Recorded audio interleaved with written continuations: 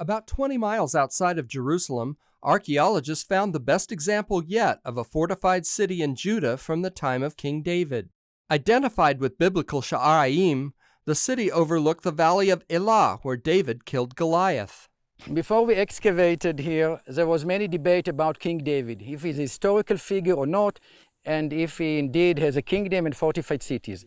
Hebrew University archaeologist Professor Yossi Garfinkel says even though David is famous in the Bible, no evidence from his time as king had been found in Hebron or Jerusalem. So people start asking, well, maybe it's all mythology, maybe it's only his stories, maybe he never existed.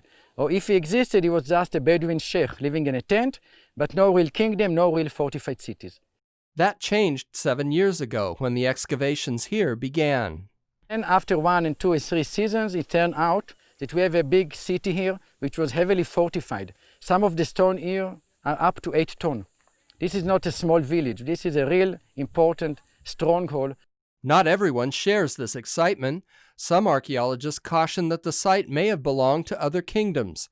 Many believe there is no actual proof that King David existed. But Garfinkel is convinced. They found a 1,000 square meter palace at the center of the site. It had an excellent view from the Mediterranean Sea to the Hebron Mountains and Jerusalem.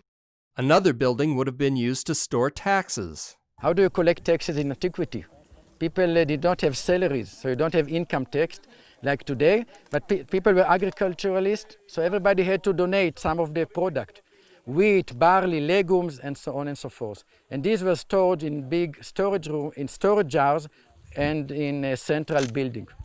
There were no pig bones found at the site, showing that people followed the biblical commandment against eating pork.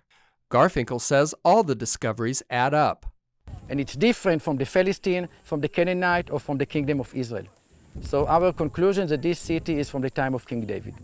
The dig at Kirbet Keafa will soon be finished as archaeologists look for more answers at another excavation site.